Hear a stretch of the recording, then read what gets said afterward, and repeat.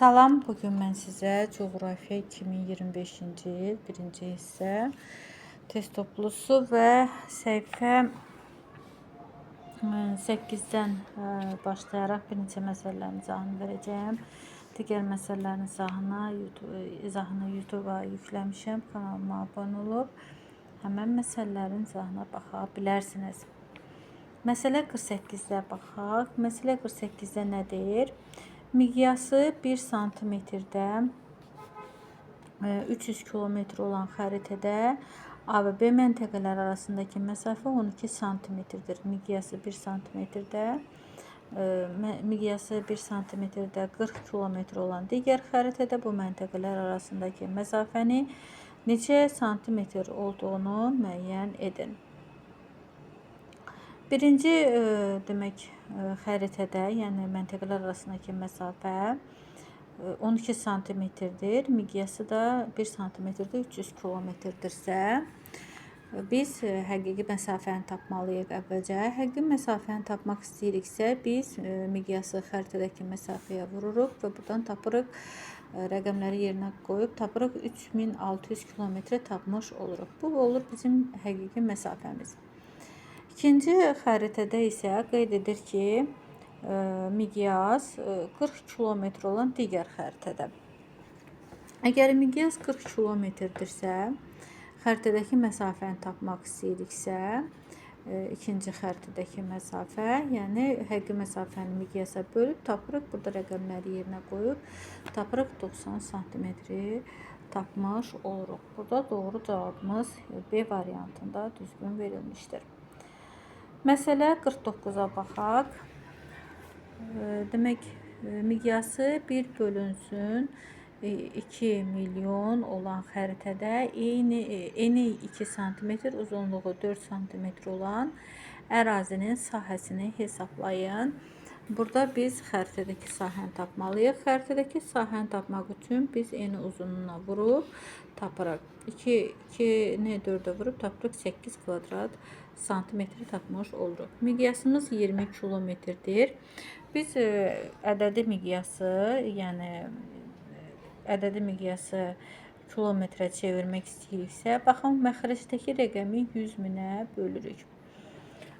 Və 100 minə böləndə, demək ki, miqyasımız 20 kilometr, xəritədəki sahə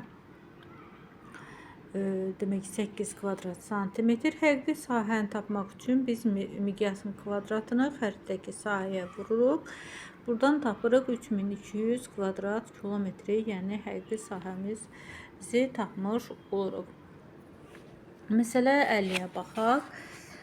Bizdən xəttin miqyası istəyir. Miqyası 1 bölünsün 300 min olan xəritədə iki məntəqə arasındakı məsafə 9 santimetr. Digər xəritədə isə bu rəqəm 54 santimetrdir. Yəni bu məsafə 54 santimetrdir. İkinci xəritənin tərtib olunduğu xəttin miqyası müəyyən edin. Və bizdən xəttin miqyası istəyirsə, yenə də biz miqyası çeviririk. 100 minə bölürük, tapırıq 3 kilometr.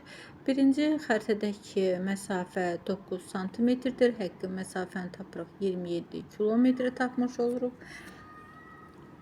İkinci xəritədə iki məsafə 54 santimetrdir. Buradan miqyası tapmaq üçün biz həqiqi məsafəni xəritədəki məsafəyə bölürük. Buradan tapırıq 0,5 kilometri tapmış oluruq.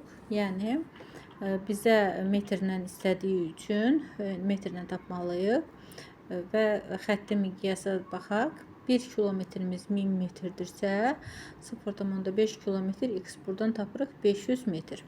Yəni 1 santimetrdə 500 metr olar. Burada doğru cavab C variantında düzgün verilmişdir. Baxın, 500 metr.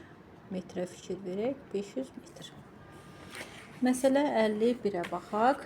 Horizontallara aid məsələdir. Kəsmə yüksəkliyin 10 metr olduğunu nəzərə alaraq sxemdə təsvir olunan təpənin nisbi hündürlüyünü hesablayın. Və kəsmə yüksəkliyimiz 10 metrdirsə, Biz berk ştrixlərə baxırıq. Berk ştrixlərə baxanda görürük ki, xətlər çölə tərəfdir, deməli yüksəklikdir və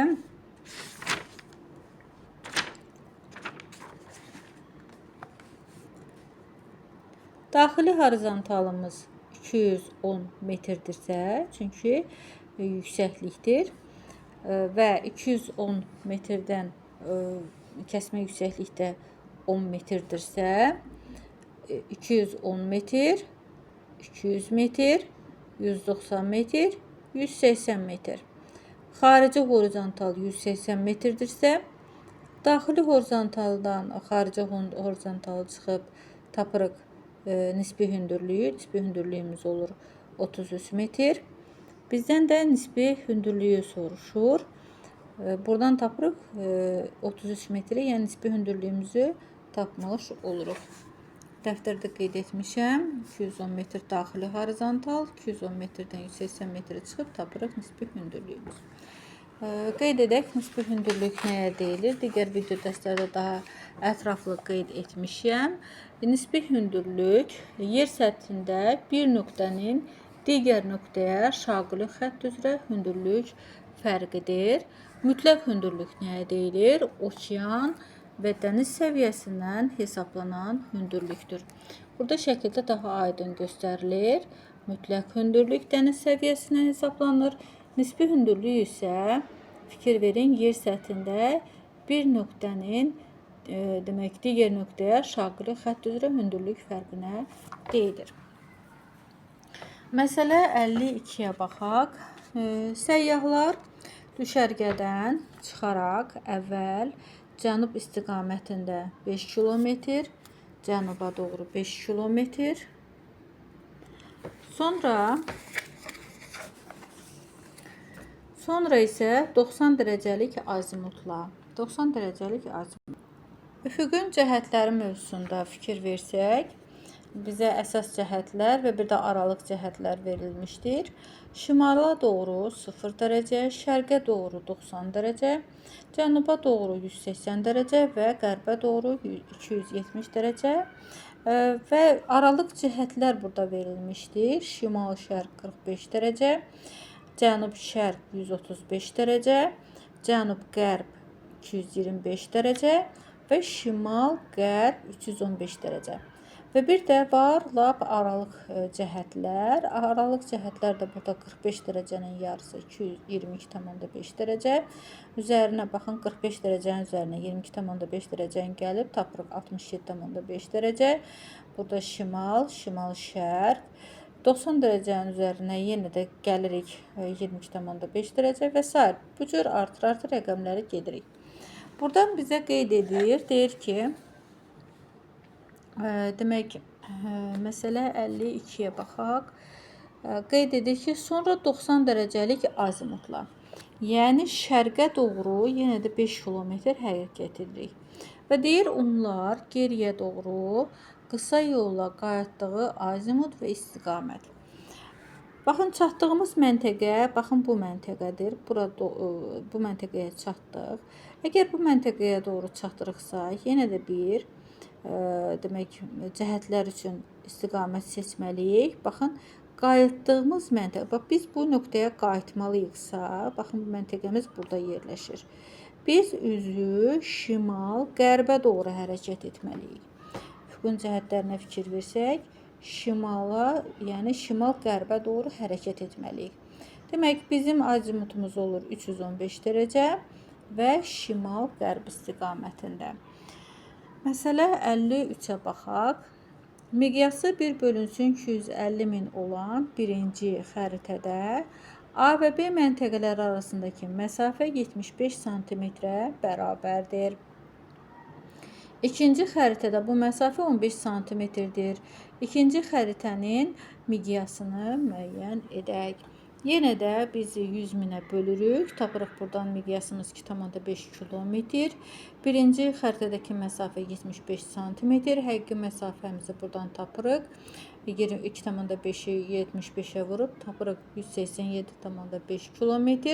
Bu olur bizim həqiqi məsafəmiz. Yenə də ikinci xəritədəki məsafə 15 cm-dirsə, Buradan miqyası tapırıq. Miqyas tapmaq üçün biz həqiqi məsafəni xəritədəki məsafəyə bölürük. Rəqəmləri yerinə qoyub tapırıq.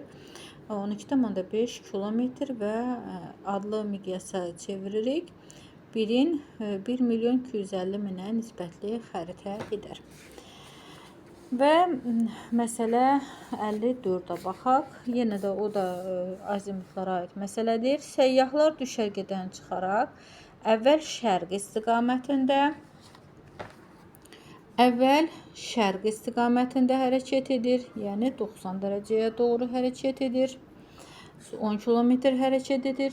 Sonra isə 0 dərəcəlik azimutla 10 kilometr hərəkət edir. 0 dərəcəlik, yəni şimala doğru 10 kilometr hərəkət edir. Və əvvəl qayıtdığı məntəqəyə hansı azimutla deyir. Yenə də baxın, belə bir üfüqün cəhətlərini tapmaq üçün yenidən baxın, bu istiqamətə biz hərəkət etməliyik və getdiyimiz azimut fikir versək cənub-qərb istiqamətində olacaq. 225 dərəcə.